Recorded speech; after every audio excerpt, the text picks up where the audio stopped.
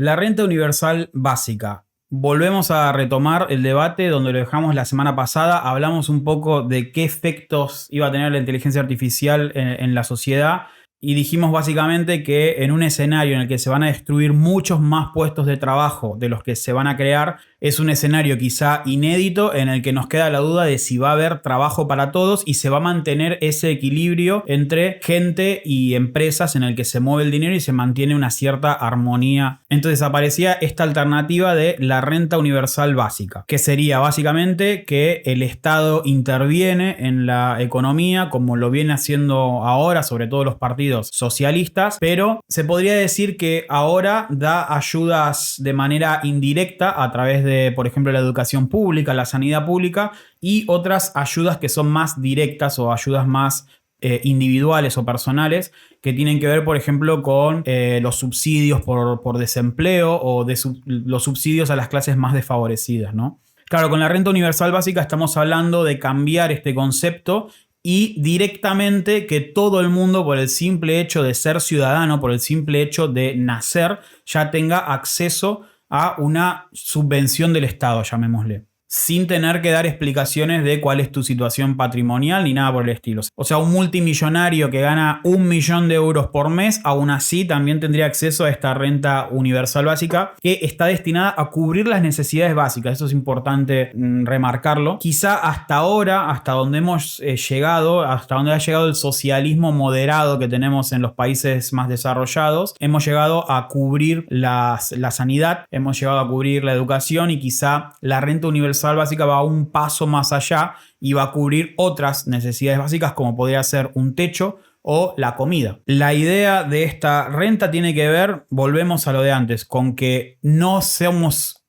tenemos la certeza como sociedad de que todo el mundo por sus propios medios pueda conseguir un trabajo y entonces simplemente no podemos dejar una parte de la población olvidada que no pueda cubrir sus necesidades básicas y por eso aparece el Estado para decir, bueno, como mínimo garantizamos lo básico. A partir de ahí, quien quiera trabajar y ganar dinero para tener una mejor calidad de vida, para vivir en una casa más grande, para viajar más, para comprarse más ropa o para lo que quiera, que trabaje, pero como mínimo que las clases más desfavorecidas tengan lo básico. Ahora que ya hice como esta especie de introducción, pasamos al debate. Hola Damian, te doy la bienvenida. Hola.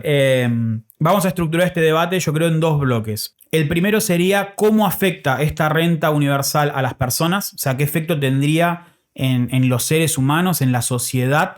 Podemos hablar acá de cómo afecta a los objetivos que tienen las personas, cómo afecta a la felicidad, cómo afecta a la sociedad en general. Y dejamos para el segundo bloque cómo se va a financiar esta renta o cómo va a afectar a las empresas, porque evidentemente la intervención del Estado es a través de impuestos y cómo se lograría entonces financiar todo este aumento del gasto público a través de impuestos. Vamos con el primer bloque entonces. ¿Qué opinas de la renta universal básica y cómo crees que puede afectar en la sociedad? Claro, para empezar, quiero decir que a mí me gusta la idea. No soy un hater, hay algunos que no le gusta, vamos a entrar en todo eso. Pero, o sea, después de pasar casi todo el día pensando en esto, tengo que decir que tengo poco fe, que es algo que podría funcionar. Pero bueno, eso a lo mejor vamos a poner al lado y volver a eso después cuando hablamos de la financiación y un poco de parte de logística, digamos, de cómo podría realmente funcionar o no. Pero empezamos con qué efecto va a tener en la gente, ¿no? En la población. Y para mí hay algo que decir sobre la competición, ¿no? Creo que es algo natural, que somos animales, digamos, donde lo de tener ganas, ¿no? Es súper importante. Sí. Y creo que la duda es si damos dinero a la gente gratis, literalmente, que puede tener consecuencias malas. Ahora, la idea era, o uno de los argumentos, es de intentar de interrumpir o de parar este como ciclo de pobreza y que hay algunos grupos en la sociedad que siguen siendo como en este bucle, ¿no? En este ciclo y que no pueden salir. Creo que Martin Luther King Jr. lo hablaba de los afroamericanos en los Estados Unidos, que hay algunos aspectos del sistema de que si eres pobre, es muy difícil de salir de esa pobreza. Y la idea es si por lo menos podemos dejar a la gente que tengan las cosas básicas en la vida, que pueden ahora empezar realmente a mejorar. Pero el riesgo, por el otro lado, no la duda que el otro campo tiene, es que la gente no va a tener ganas, ¿sabes? Así que yo creo que la motivación va a bajar y vamos a tener un parte de la población que no va a hacer nada. Y lo peor es que no va a ser feliz. Eso claro. Sobre todo, porque claro. No va a tener ningún éxito, no va a lograr nada por sus propias manos, digamos. Así que no va a tener nada para ser feliz, orgulloso, ¿no? Satisfecho. Eso es una de mis dudas principales. No sé qué opinas. Claro, es que en el fondo ese es el drama del socialismo, o lo que siempre se le ha criticado al socialismo, ¿no? Que en el afán de ayudar a las clases más desfavorecidas, le quitas como lo que es quizás la esencia del ser humano, o la naturaleza del ser humano, que es el de luchar por sobrevivir, ¿no? Que eso es lo que lo mantiene con un objetivo, con una meta, con un norte. En el fondo, por hacer una especie de similitud, es un poco lo que les pasa a los animales que están en cautiverio, que están en zoológicos y demás, que un león, por ejemplo, está genéticamente preparado para cazar una presa viva, y si le das la comida ya hecha, si le das un animal ya muerto, en realidad le estás sacando la esencia al animal para lo que está preparado, ¿no? Claramente el ser humano está preparado para competir, y eso es lo que lo mantiene evolucionando constantemente. Si nos sacan la motivación de obtener un rédito, es verdad lo que decís, que quizá mucha gente pierda ese norte, y en algún punto es lo que en parte ya está pasando. No hace falta irnos a este escenario de la inteligencia artificial. Es lo que viene pasando en estas últimas, llamémosle 2 o 3 décadas, donde se ha deslocalizado a la industria y se han perdido muchos puestos de trabajo, y sobre todo en países más en Latinoamérica. Hay muchísima gente que vive por debajo del umbral de la pobreza, que no encuentra trabajo, que vive de subsidios, que vive de ayudas, en parte porque no les queda otra, porque no hay alternativa, porque entre comer y no comer, entre comer ayudado por el Estado y no comer, prefieren comer ayudados por el Estado, evidentemente, pero se le quita la esencia al ser humano. Ahora, también me gustaría hacer otro análisis acá, otro enfoque, porque yo creo que como siempre suele pasar, se van a crear como varios colectivos o varios grupos de gente. Creo que va a haber este colectivo, la clase que está la clase baja, digamos, que ya existe hoy en día y que es la que más trabajo cuesta, la que más nos cuesta como sociedad sacarlos de ahí, que probablemente termine viviendo con esa renta universal. Después va a haber, yo creo, otro grupo de gente, que es el que hoy en día trabaja de algo que no le gusta, que no tiene ganas, y que quizá con esa ayuda, con esa renta universal, no tiene por qué trabajar de algo que no le gusta y pasa a trabajar de algo que le gusta, que a lo mejor no le da dinero, como podría ser, sin ir más lejos, nosotros mismos. A lo mejor, si yo tuviera las necesidades básicas cubiertas, no haría un trabajo que no me gusta hacer y me dedicaría a hacer un podcast, aunque no me dé nunca dinero, pero por lo menos me satisfaría o cumpliría. Mi hobby se convertiría como en mi principal actividad durante el día, y quizá mucha gente ahí sí logre ser feliz, porque ahí es donde habría que cambiar el concepto de trabajo, que lo nombrabas la semana pasada en el otro podcast, de dejar quizá de entender el trabajo como algo que solo tiene que dar dinero. Quizá la nueva moneda de cambio no es el dinero, el cash, sino la autorrealización o la satisfacción. Quizá esa puede ser una nueva moneda de recompensa en el futuro, que hoy o que hasta ahora en la historia nunca lo ha sido. Y después va a haber otro grupo de gente que sí va a seguir trabajando en los trabajos que mencionamos en el podcast pasado, que van a seguir existiendo, relacionados con lo humanístico, con lo creativo, que van a seguir ganando dinero, va a ser un extra a su renta universal. Entonces van a tener una calidad de vida mejor, van a vivir en pisos mejores, van a viajar más. O sea, también va a existir este nicho de decir, yo quiero seguir viajando por todo el mundo, entonces la verdad que con la renta universal básica no me alcanza para viajar. Si quiero viajar, tengo que trabajar. ¿De qué? Bueno, de lo que hablamos en el podcast pasado, de esa cuestión de intercambiarnos ocio y turismo entre toda esa población que quiere seguir viviendo, que esta esto va a seguir existiendo siempre. O sea, nunca vamos a...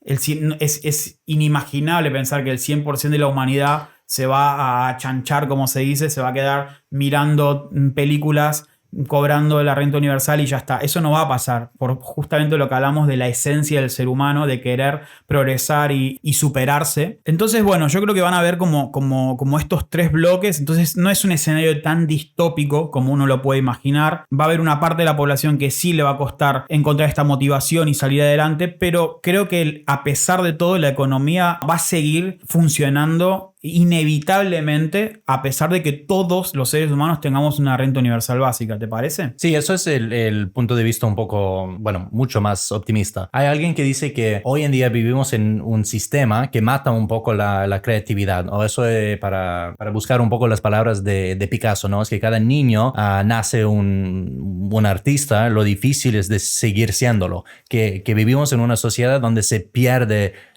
este lado motivación, creatividad, Sí. hacer algo porque simplemente te da placer y sabemos si sigues haciendo algo, cualquier cosa, con la experiencia, con horas y horas de practicar, eventualmente vas a llegar a un punto donde lo haces bien.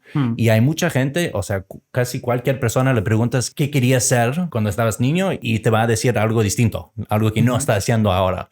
Así que el sistema no lo dejó a seguir un poco su sueño.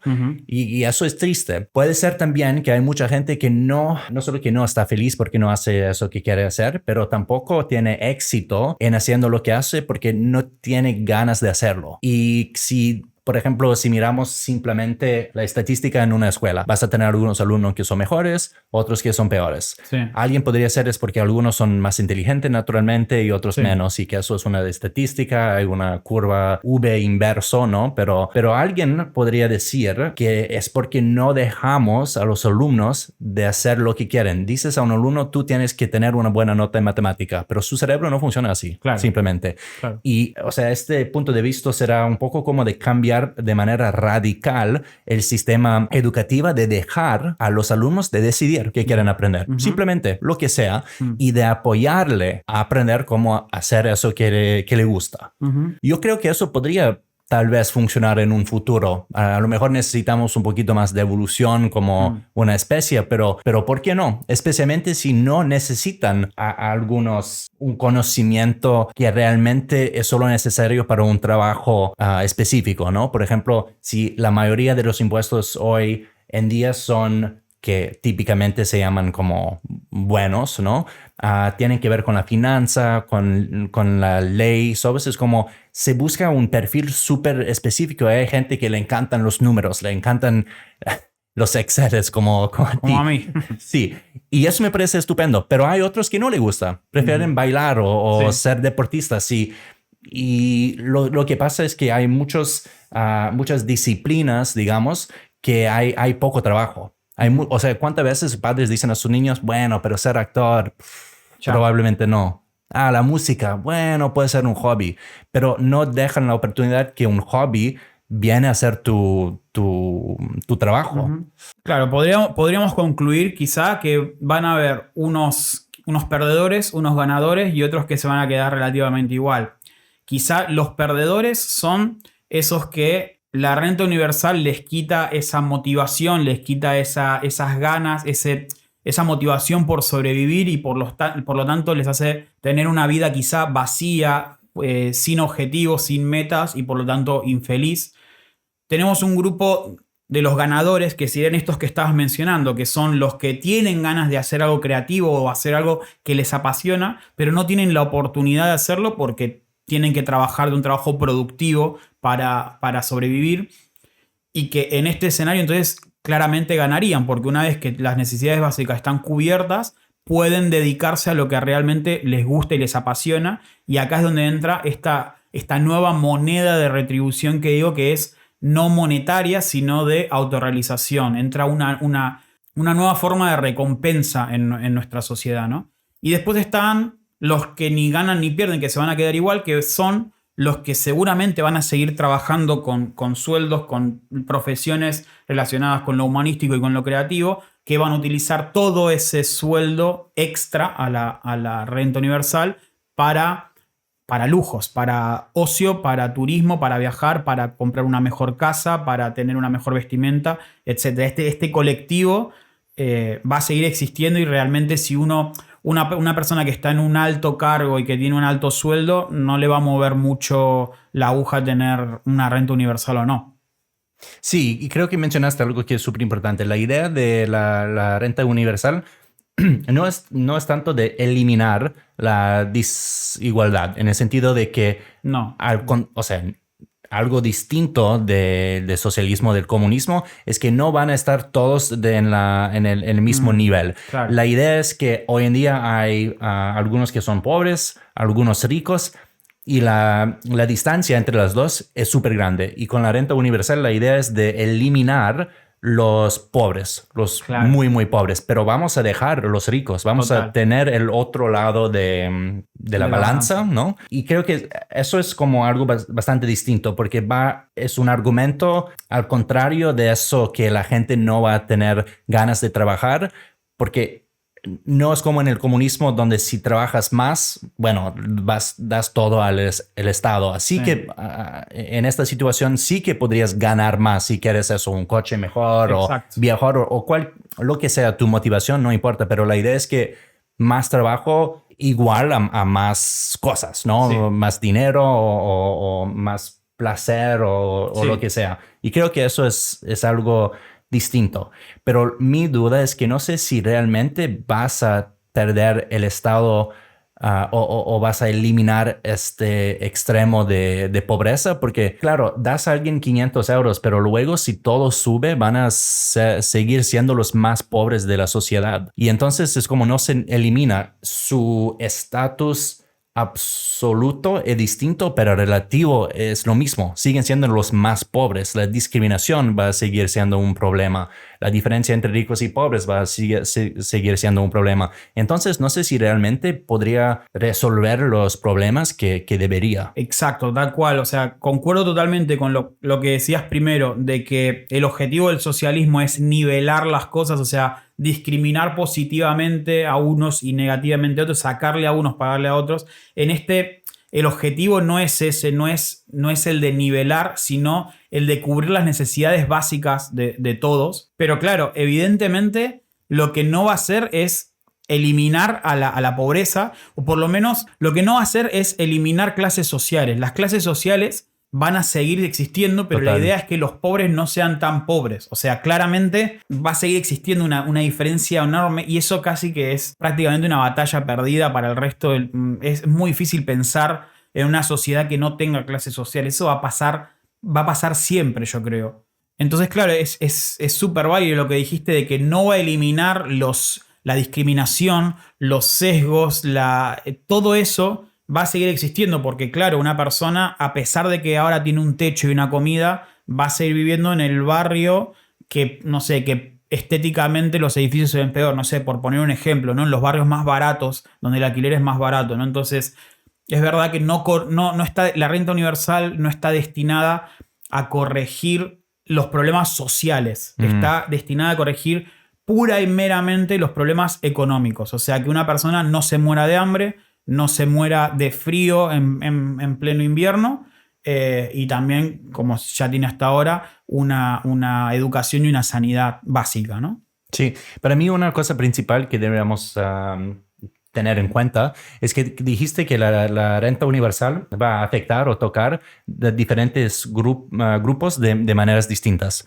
Y eso creo que es súper importante porque tenemos algunos que van a seguir con ese camino de luz, digamos, ¿no? Pensando o tener en cuenta la pirámide de Maslow, que cuando no tienen que pensar si van a tener un techo o si van a tener comida, pueden ir a ese próximo nivel y encontrar algo que le da placer y eso va a ser una contribución para la sociedad y todo estupendo. Pero, a ver, hay algunos que simplemente, como dijiste, se van a quedar en el sofá todo el día mirando la tele, ¿sabes? Comiendo chips y no sé qué. Y eso eso no es ni el peor caso. El peor caso es que cuando dejas a la gente, como se dice, es un dicho en inglés, que como manos sin trabajo son como el juego de diablo, ¿no? Es como cuando no tienes nada que hacer, vas probablemente a empezar a hacer cosas malas. Estoy pensando de tener como un crisis de abuso de drogas, porque la gente que está como aburrida, a lo mejor va a distraerse, ¿no? Drogándose, por ejemplo. Eso sería una consecuencia muy mala. Y ahora mi pregunta es si la renta básica afecta a diferentes grupos de diferentes maneras, ¿es porque hay algo dentro del ser humano que marca que algunos van a ser más como productivos con su tiempo libre y otros no? ¿O es algo que nosotros creamos, o sea, que seguimos creando en la sociedad, que significa que es algo que sí que podemos cambiar? Claro, es que nosotros siempre hemos tenido como esta imagen del que se queda en el sillón comiendo chips y mirando películas, cobrando del Estado como un parásito, que evidentemente lo es porque no nos parece injusto que alguien no trabaje y viva a costa de mis impuestos, a costa de mi bolsillo. Eso nos genera indignación. Toda nuestra familia, a mí mi papá me decía de chiquito, la plata no la cagan los perros, ¿no? O la plata no cae de los árboles. Claramente el dinero tiene que venir de un lado, tiene que venir del trabajo. Lo que pasa es que justamente el cambio de paradigma al que quizá nos enfrentemos es ese, es el paradigma en el cual el dinero sí cae un poco del cielo, siempre y cuando sea trabajado por los robots, por las máquinas, por las inteligencias artificiales. O sea, sí nos encontramos ante un escenario de que el ser humano puede estirarse a disfrutar sin trabajar, pero no a costa del bolsillo de los otros seres humanos, sino a costa de los robots, digamos. Y acá es donde encadeno con el segundo bloque del debate, que tiene que ver con cómo se financia todo esto, porque la respuesta rápida y simple es: esto se financia con el trabajo de los robots. Pero la respuesta más extensa y más compleja es: esto se financia con los dueños de los robots, porque los robots no son libres, no van caminando por ahí, sino que todos los robots tienen un dueño y esos dueños son las empresas. Entonces, claro, acá ya entramos en un terreno peligroso, que es, pasándolo en limpio todo lo que acabo de decir, se supone que esa renta universal debería financiarse con impuestos a las grandes empresas o las empresas que más tecnología tengan. Esto es lo que también siempre históricamente sonó muy polémico, ¿no? Porque es como lo que siempre defiende el socialismo, de cobrar muchos impuestos a las grandes empresas, pero es lo que genera controversia porque eso es lo que ahuyenta la inversión. O sea, un país que le quiere cobrar muchos impuestos a una empresa, la empresa decide por irse a otro lado donde le cobren menos impuestos, ¿no? Pero claro, nuevamente insisto en que hoy en día estamos ante otro paradigma, que es: hasta ahora, en nuestra lógica, en nuestra cabeza, las empresas se hacían grandes por emplear a mucha cantidad de gente que trabajaba para esa empresa.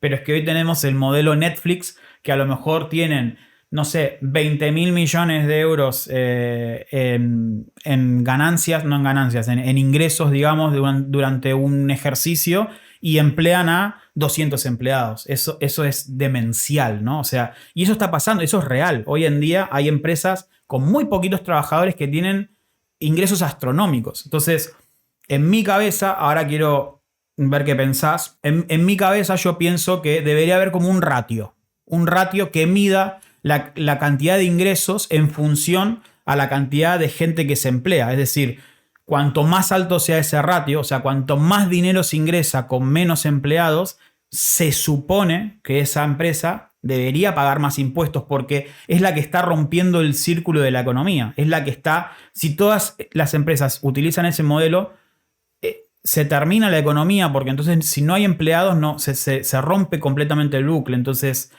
quizá entender de esa manera los impuestos en función de la cantidad de empleados que se tengan podría llegar a tener sentido en este paradigma. ¿Qué te parece?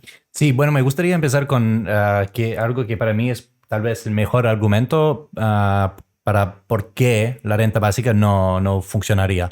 Y eso es que cuando se pregunta cómo lo vamos a financiar, la respuesta es con impuestos. Vale, pero los impuestos vienen de la productividad, ¿no? Del PIB, de gente trabajando, de ser productivo, de crear cosas, de vender cosas, de movimiento económico, digamos. Pero si la renta básica baja la productividad, porque hay muchos que simplemente ni van a parar de buscar trabajo, van a parar de trabajar. Si pensamos un poco de la metáfora, si o sea, es súper importante de aprender cómo pescar y no simplemente de dar a la gente Sí. pescado, ¿no? Vale.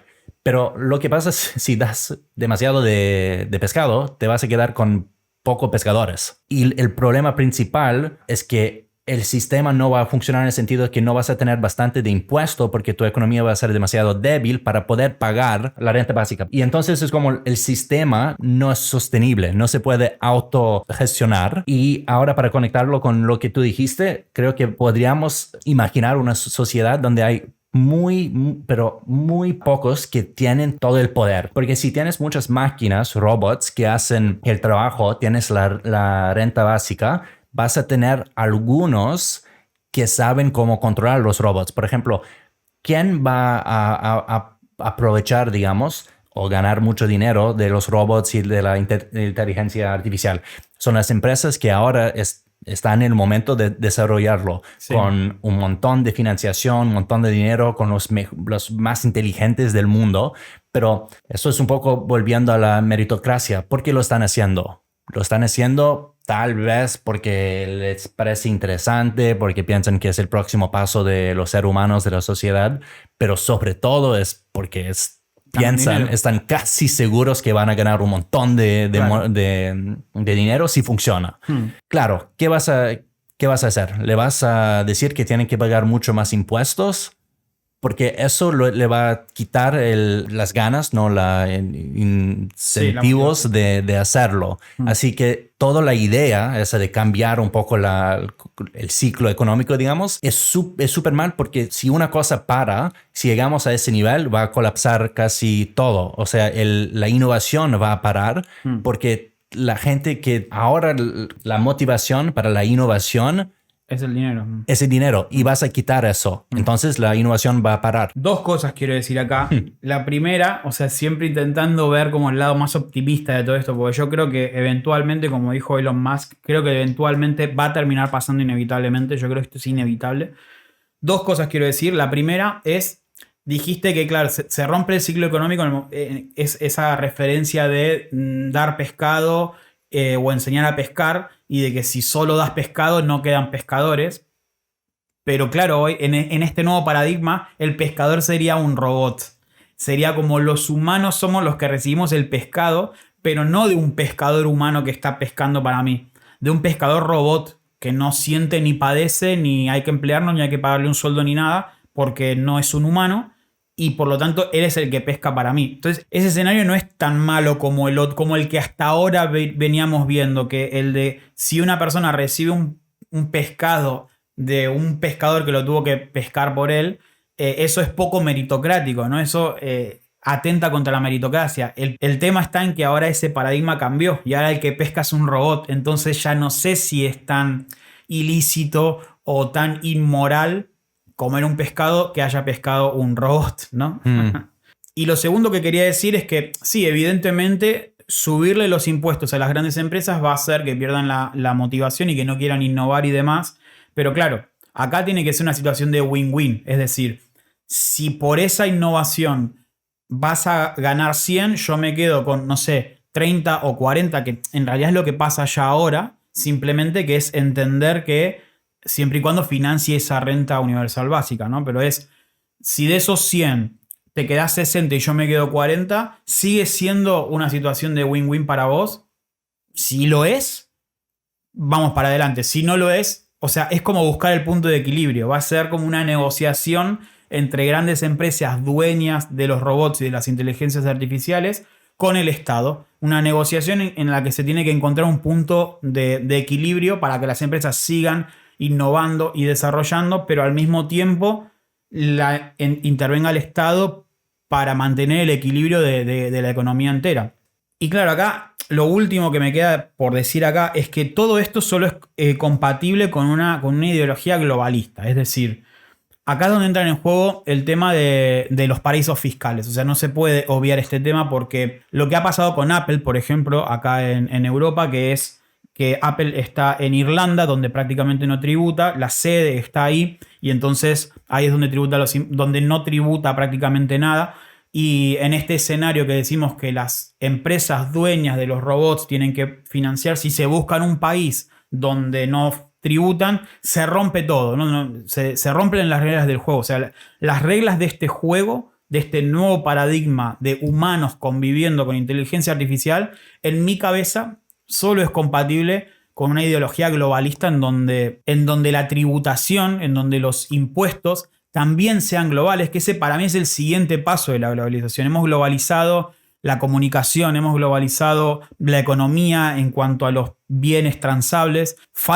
Para mí hay que seguir por este camino y globalizar un punto más, que sería la globalización fiscal. Es decir, evitar cosas como la que hizo Apple, que Apple básicamente lo que hace es, o sea, se supone que una empresa tributa allá donde tiene la actividad, ¿no? Entonces los iPhones que vende acá en España los tributa acá. Pero ¿dónde está la trampa? En que los impuestos sobre beneficios están calculados como ingresos menos gastos. Entonces los ingresos son lo que venden, la cantidad de dinero que recaudan por vender iPhones, pero ¿qué gastos declaran? Porque entonces lo que hacen ellos normalmente es decir, tipo, vendemos un iPhone por 1.000 euros, pero lo hemos comprado a Apple Irlanda por 990. Entonces la diferencia solo es de 10, entonces prácticamente la tributación es mínima en España y terminan tributando en una sede que está en un paraíso fiscal. Esa es la gran traba que tenemos actualmente en nuestro sistema económico, que la economía es global, pero los impuestos no. Entonces si las grandes empresas van a paraísos fiscales,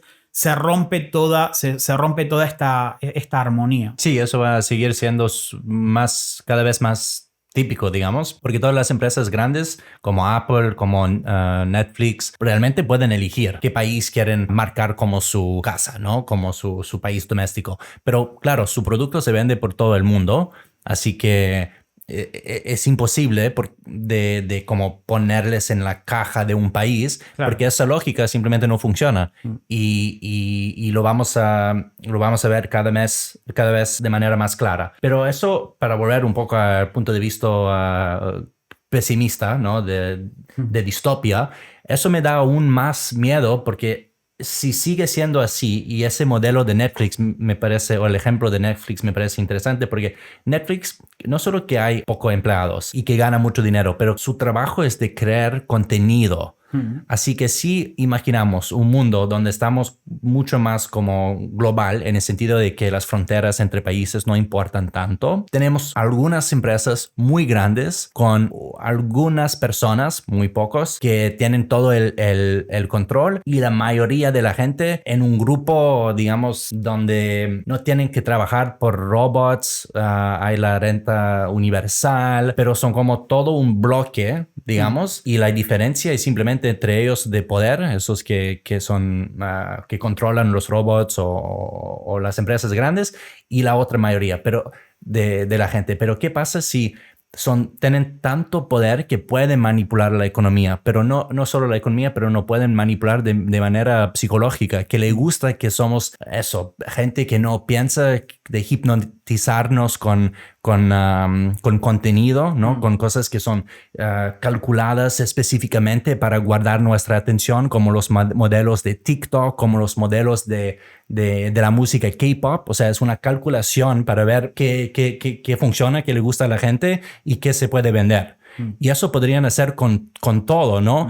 Creación de comida que saca la energía, de contenido que te saca la innovación o la creatividad, y seguimos siendo la mayoría de la gente un grupo que no tiene ni dirección por caminar en la vida, pero hay algunos que están ahí controlando todo, ¿no? Eso sería como no sé, la interpretación más pesimista y más distopiana, pero no sé qué te parece. Sí, es un poco la sinopsis de la serie Succession, donde el Logan Roy, el protagonista, es el dueño de un conglomerado de telecomunicaciones muy grande, es tremendamente multimillonario y él es consciente de que hace un contenido de fake news y de manipulación más tirada como a la derecha, a la ideología conservadora, y él sabe el efecto que tiene en la gente y le termina dando igual siempre y cuando eso le genere más beneficios a la empresa. Claro, acá lo que me viene a la cabeza a mí es dónde está esa fina línea entre influencia y manipulación. O sea, en qué momento la influencia pasa a ser manipulación y cómo se puede evitar, porque todos estamos influenciados por algo, eso es inevitable, no existe una persona que no esté influenciada por algo, todo lo que somos, toda nuestra esencia es dos cosas, en mi opinión, que es la biología, la genética que te tocó y el entorno, cómo te influenció el entorno, nada más. Habrá quien diga que hay una tercera que es el alma, yo en este caso no creo, pero el entorno es lo que nos influencia y no somos impermeables a eso, siempre nos va a influenciar algo. Ahora, es verdad lo que decís de en qué momento pasamos de estar influenciados a manipulados. No lo sé, pero lo que tengo claro es que no podemos nunca evitar ser influenciados por algo y forma un poco parte de lo que es la sociedad, de influenciarnos todos con todos de una manera u otra. No es ni mejor ni peor, es una. Y nosotros mismos tenemos que ser capaces de decir, che, me parece que TikTok me está manipulando, me estoy dando cuenta yo solo de que me llegó un montón de contenido de esto y tengo que frenar. O sea, si no somos nosotros capaces, ¿quién va a ser? Porque frenar eso desde un punto de vista central es donde ya entramos en el rol del Estado paternalista y demás, que empieza a ser polémico, porque ¿cuál es la única manera de parar esa manipulación de los medios? ¿A través de la censura? Yo soy más partidario de que la paremos nosotros como sociedad y no un Estado central que censure. Sí, pero eso es el problema, porque para empezar yo tengo dudas de que la gente se puede controlar. No lo creo. No lo creo simplemente. Entonces necesitamos que alguien decide. En este contexto sería el Estado. Lo que está pasando en Estados Unidos, el gobierno está diciendo, no queremos TikTok en nuestro país porque los chinos nos están manipulando nuestros jóvenes, nuestros niños, nuestros chicos. Pero volviendo a lo que dijiste de cómo vamos a financiar la renta básica, si hay esas empresas súper grandes, si hay paraísos fiscales, alguien, no sé quién, una organización internacional, tiene que decir, hey, eso no podéis hacer, esto es ilegal, te vamos a dar una multa, tienes que pagar 20%, 30%, 40% de profit para varias cosas y una de ellas puede ser la renta básica. Tiene sentido, pero ¿quién va a tener ese puesto? ¿Quién va a tener ese trabajo? Y bueno, es que es un poco lo que ha pasado con la Unión Europea, que al ser una unión de muchas soberanías, finalmente le terminó poniendo una multa de, no sé si eran 13.000 millones de euros a Apple, porque eran lo que consideraban que en condiciones normales deberían haber tributado y se ahorraron por estar en un paraíso fiscal. Bueno, quizás es elevar eso a un grado más, que es una institución nacional como puede ser la ONU, llamémoslo, o sea, existen actualmente organismos internacionales como el FMI, como la ONU, entonces quizá es entender que se tiene que crear un organismo de ese calibre, del FMI y de la ONU, pero que sea una hacienda mundial. Después, o sea, claramente este es un concepto muy nuevo que habrá que ver cómo desarrollar, porque una cosa es recaudar y otra cosa es cómo redistribuir después. No, es ir muy allá, quizás estamos hablando muy del futuro, pero creo que eventualmente en algún momento, tarde o temprano, no sé en cuánto tiempo, pero que tarde o temprano va a tener que pasar. Sí, pero, o sea, quería decir que cuando mencionaste la naturaleza humana, de que somos un poco animales en el sentido de que sobrevivir nos da ganas de vivir, de ser productivo, eso es central por la motivación. Y eso es, digamos, la interpretación hermosa, ¿no? Pero hay un lado un poco más oscuro que también la naturaleza humana tiene un lado de querer cada vez más poder, de manipular, ¿no? Y pienso de si en un futuro hay esas organizaciones internacionales que tengan un montón de poder, siempre vas a tener el riesgo que la gente va a usar el poder para el mal. Eso, de hecho, por eso no funcionó el comunismo, el socialismo. No, tal vez no es porque el sistema no funcionó tal cual, pero que había gente que quería aprovechar para ser como autocráticos, ¿no? Para tener todo el poder. Sí. Y eso podemos decir que está pasando también en una democracia, porque la idea de una democracia es que los ciudadanos tengan el poder, ¿no? De decidir. Pero sabemos que el problema principal de la democracia es que hay demasiado de política en la política, en el sentido de que no es simplemente una reflexión de lo que quiere la mayoría de los ciudadanos, sino hay como siempre o sea, esas charlas con puertas cerradas, si se dice así, ¿no? Tú me hagas eso, yo te voy a hacer eso, no sé qué, deals, todo eso escondido. Nosotros no sabemos qué está pasando, pero ahí es como el juego. Ellos tienen todo el poder, así que eso lo podemos encontrar si hablas de la Unión Europea. O sea, Bruselas tiene todo el poder, ¿no? Así que no sé si es, o sea, ese mismo problema va a seguir a cualquier nivel. Puede ser un tribu, puede ser una ciudad o un pueblo, pero puede ser la Unión Europea o el mundo. Pero siempre vamos a tener ese riesgo de que la gente que con poder va a abusar el poder. Claro. Entonces la renta básica no. No, o sea, no, broma. Está buenísimo, hemos dicho argumentos a favor, en contra. Yo creo que al final, quizá como resumen, podríamos decir que van a haber perdedores, van a haber ganadores, va a haber gente que se va a quedar igual, va a haber una economía que va a seguir existiendo con trabajos relacionados con lo humanístico, con lo creativo, y que la manera de financiarlo quizá hipotéticamente tenga que ver con impuestos, no sé si llamarlo a grandes empresas, sino a empresas que empleen pocos empleados en un escenario de globalización fiscal para evitar los paraísos fiscales. Esto podría funcionar como resumen de todo lo que hemos hablado hoy. Así que bueno, creo que por hoy ya fue bastante contenido e intenso. Espero que lo hayas disfrutado como yo. Y nos vamos al siguiente podcast, que cambiamos rotundamente de tema. Nos metemos en un tema bastante complejo al que hace mucho tiempo que tengo ganas de debatir y que vengo investigando mucho, que es nada más y nada menos que el feminismo. Así que nada, muchas gracias por venir, Damián, y nos vemos en el siguiente podcast. Gracias, Fede. Hasta la próxima.